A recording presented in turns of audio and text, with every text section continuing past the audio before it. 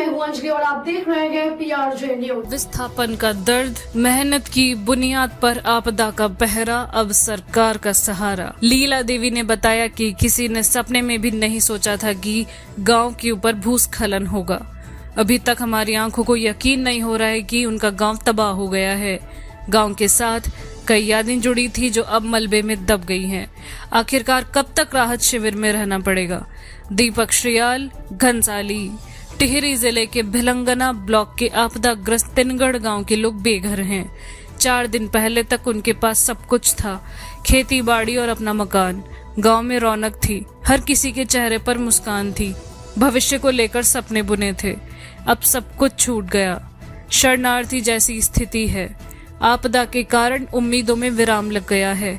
उन्होंने सब कुछ अपनी आंखों के सामने देखा। जिस मकान की मजबूत बुनियाद के लिए उन्होंने पसीना बहाया, संघर्ष किया, वह भर भराकर ध्वस्त हो गया। खेतों का पता ही नहीं चला।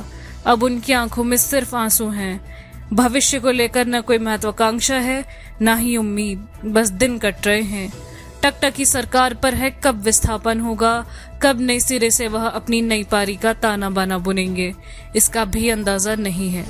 राजकीय इंटर कॉलेज विनयखाल में बने राहत शिविर में करीब 80 परिवारों के 150 लोगों को ठहराया गया है। भले ही राहत शिविर में ठौर और भोजन मिल रहा है, लेकिन सभी के मन में यही सवाल है, आखिर कब तक इस तरह दिन कटेंगे। उन्हें इस बात का मलाल है कि जिस मकान को बनाने के लिए उन्होंने दिन रात एक किया, अब वह उनके काम का नहीं रहा। विशेष बात यह है कि गांव में ज्यादातर घर लेंटर वाले हैं। अब जिस स्कूल में वे रह रहे हैं वहां 5 हॉल हैं। एक हॉल में 25 से 30 लोग रह रहे हैं। कुछ लोग अपना बिस्तर लाए हैं, कुछ मदद प्रशासन की ओर से की गई है। प्रशासन की ओर से सभी के लिए भोजन बनाया जा रहा है। कुछ महिलाएं 8 किलोमीटर दूर अपने गांव जाकर घर के दरवाजे खोल रही हैं, इस उम्मीद के साथ कि कुछ सामान समेट लिया जाए।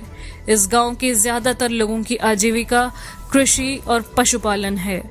कुछ युवा बाहर रहते हैं।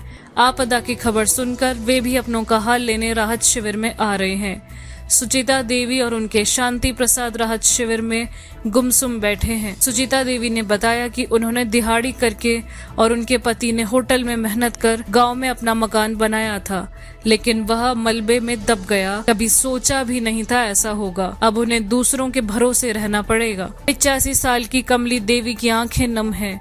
कहती हैं 3 पीढ़ियां एक मकान में रहीं, लेकिन अब एक झटके में वह तबाह हो गया। सारी उम्मीदें खत्म हो गई हैं। अब सरकार सिस्टम के भरोसे रहना पड़ेगा। इस उम्र में यह सब देखना पड़ेगा, इसकी कल्पना तक नहीं की थी। खबरों में अब तक लिए बस इतना ही। मिलते हैं फिर ऐसी की बड़ी खबर के साथ। तब तक लिए नमस्कार और देखते रहिए PRJ न्यूज।